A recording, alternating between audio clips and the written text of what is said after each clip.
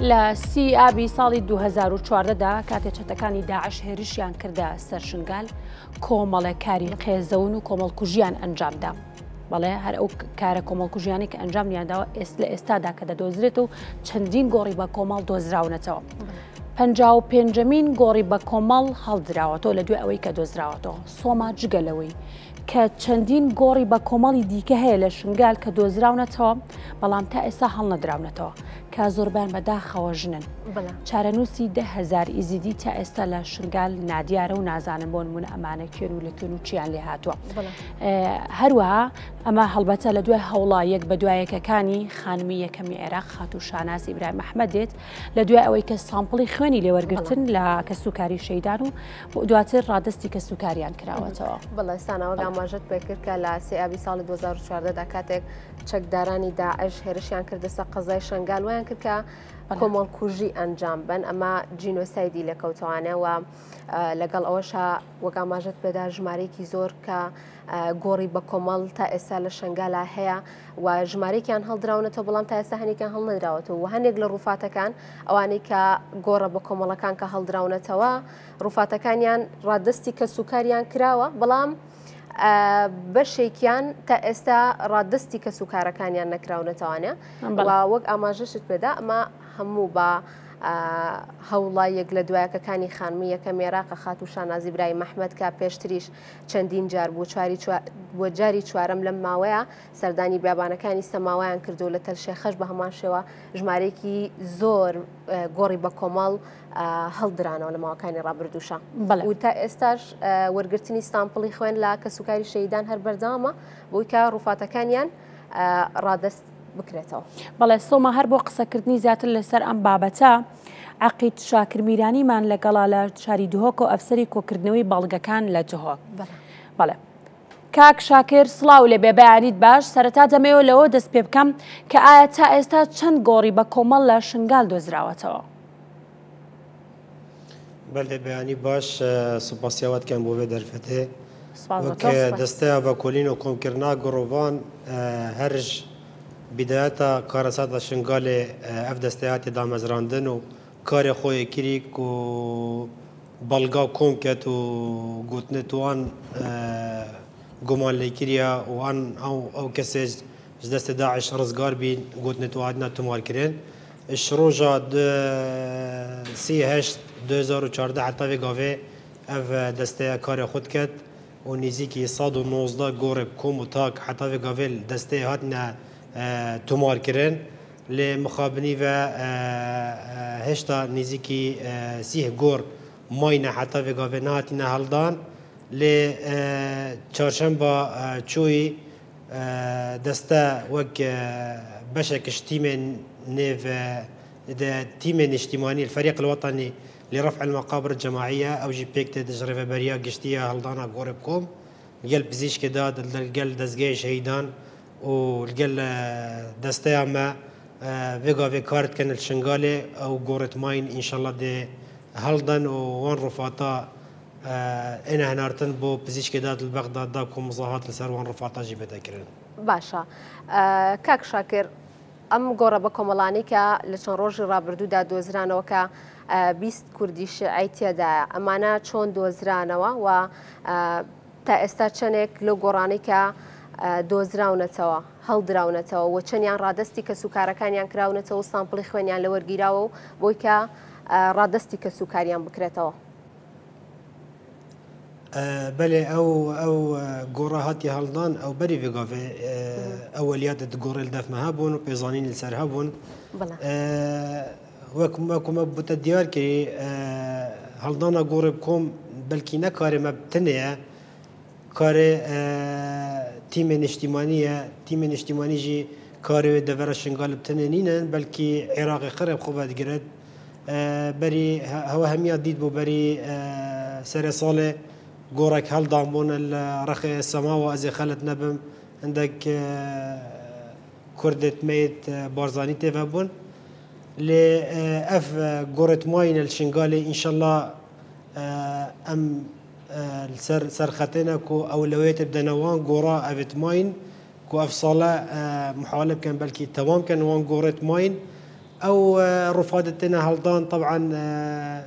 تنا هنارتن بو بزيشكي داد البغدا هولا كون كرنا سمبلت خينه يا بردامه وكي ميفاني بري وقاوي ديار كري طبعا مظاهرة دي ان اي بي تي في قال سمبلت خينه داكو ديار كت اف رفاته عايده كيش هولاتيه وجا وك هر بريكا قناه بريكا تلفزيوني هندي سمبلا كي خيني زياد هبت بتر دي مفاجئ ورجرن بزيشكي داد داكو بزان اف رفاته هاتنا هالدان يتكينا وبدا رادس كريم بو كسو كارتوا طبعا اف رفات هاتنا هالدان فان غوربكم تني صدو 4 رفات هاتنا ديار كرين وهاتنا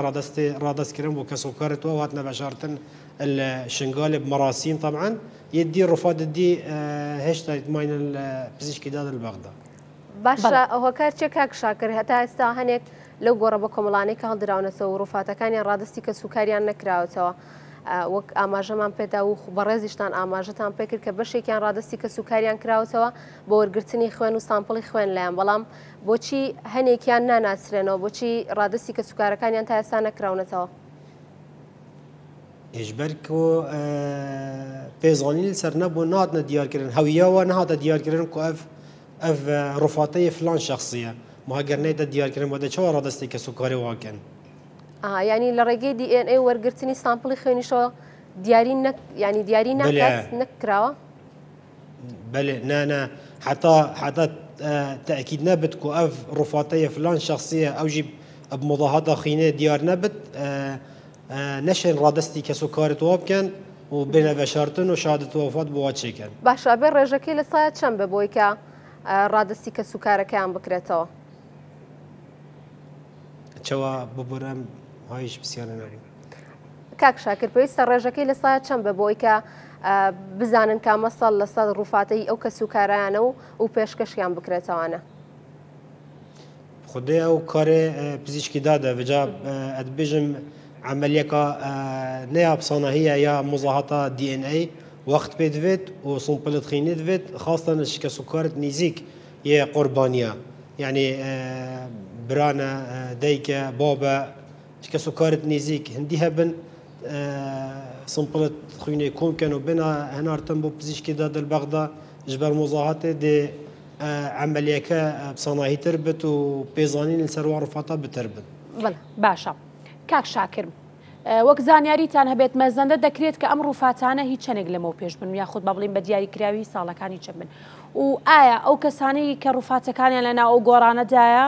شیعەن یاخود سونەت یاخود چ زانیارێکی ترتان هەیە لەو بارەیەوە بله ئەو ڕووفاتت هاتنە هەڵدان نەبەس طبعا يت تيرورست داعش سر دبر شنغال كارما وك دسته جريداي دبر شنغال ودشت دشتنا نواه او غورتاتنا هالدان حتى ويغافي بله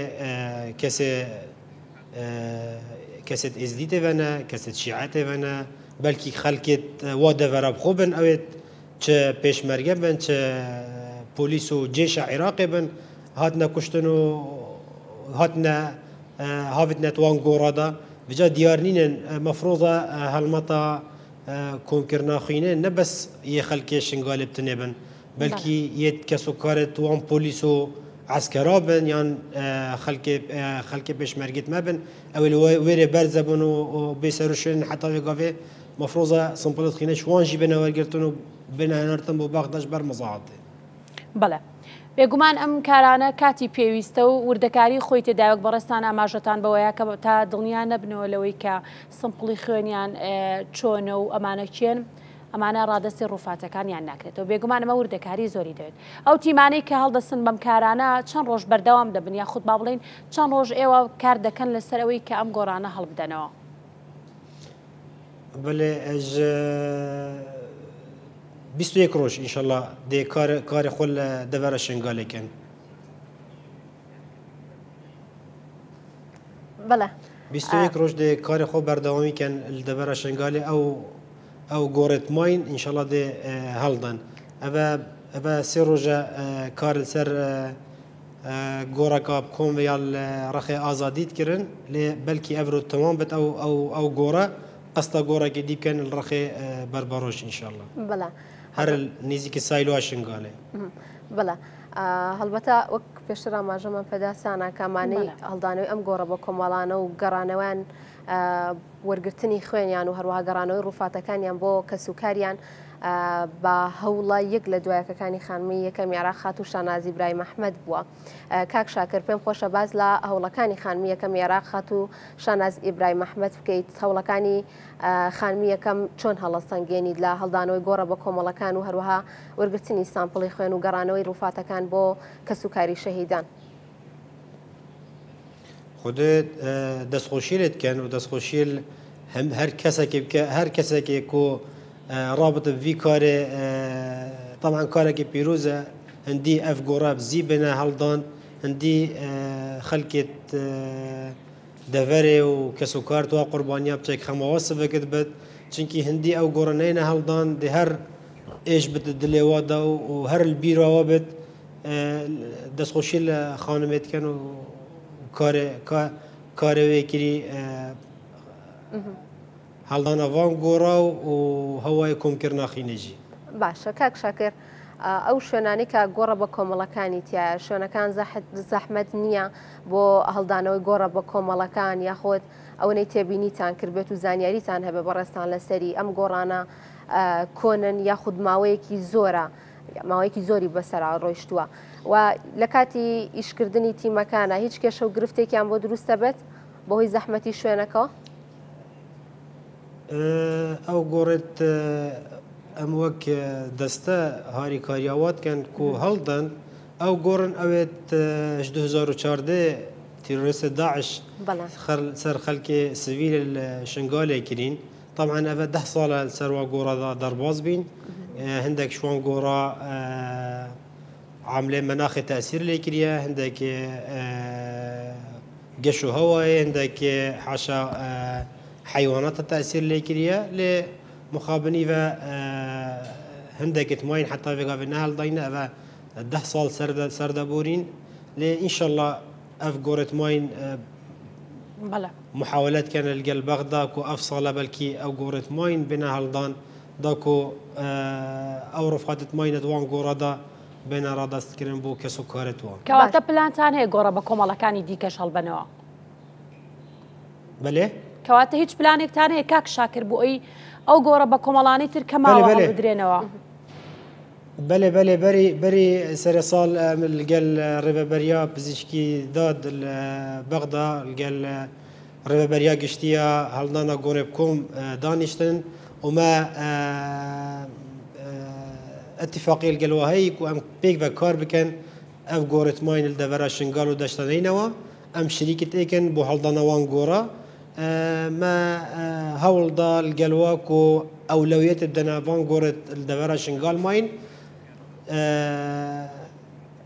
عددێکی یعنی نزیکی سی گۆڕێت ماین ئینشەڵڵا ئەف ساڵە محاولە بکەن تەواو بن باشە کاک شاکر ئەوەی تێبینی کرابێت لە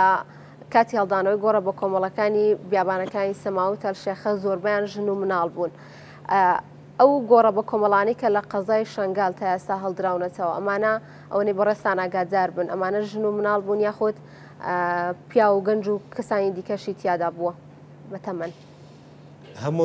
هەموو نوع تێدا بوون پیاو تێدا بوو ژن تێدا بوو منداڵ تێدا بوون هەندێک شوان حتا vێگاێ دیار نین وەکی بەری vێگاێ ئەشارەت بدەی احتیمال هەیە یەت بوليس وعسكرة حكومة مركزي بن احتمال كسكرت بشمرجت ما بن احتمال أو بيسروشين حتى بيقابل ديار نين حتى فحص دي ان اي بوناي تكرن ديار نين انا نشن تاكيد كان كاف رفاتيت كنا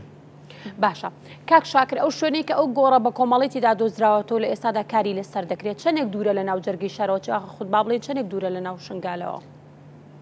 هل ناو شنگال خويا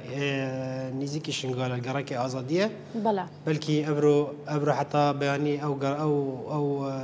جهه توابت ودي قستا قراكي ديكن نزيكي سايلو شنگالي باشە چواردەری ئەو گۆڕە بە کۆمەڵانەی کە ئێستا ئێوە دۆزیوتانەتەوانە مەزەندە دەکرێت کە گۆڕی بە کۆمەڵی دیکەی لێبێت ینی کنۆ پشکنینی دیکە بۆ ئەو شوێناناکەن بۆی کە بزانن گۆڕی بە کۆمەڵی دیکە لە چواردەوری ئەو شوێنە هەیە بەێ بەردەوامە هەرچە پێزانین هەبێت تیمێت مەلگەل تیمێت بەغدایەت ڕێبەبەریە هەڵدانا گۆڕێ بکۆم هەرچ پێزانین هەبێت چەند موقعە تأكيد كان وساحت كان اگر هاتو ديار بدكو جورب كوما طبعا تحديد موقعك بودوان دانن وبشتينجي او موقعات التسياج كرن داكو كاس نيزيكي موقعين بد باش موعده قدان بو هالدانا ويجي بلا كاك شاكر دەمێدەوە بپرسم ئایا هیچ داتایەکتان لایە ژمارەی ئەو ڕووفاتانی کە دۆزراونەتەوە و ناسراونەتەوە کە ڕادستی کە سوکاریان کراونەتەوە ژمارەیان چەندە؟ بلين 104 ڕووفات بتنێ پێزانین سەر هاتنە دیارکردن و هاتنە ڕادەستەرن بۆ کە سوکارێتوان و شەهادەت وەفات بۆ هاتیەکردن. بەڵێ زۆر سپاس بۆ زۆر بەڕێز عەقیل شاکر میرانی ئەفسەری کۆکردنەوەی بەڵگەکان کە بە شێوەیەکی ڕاستەوخۆ لە دووهۆکەوە لەگەڵمان نبوویت و کۆمەڵێک زانیاریت پێدەین.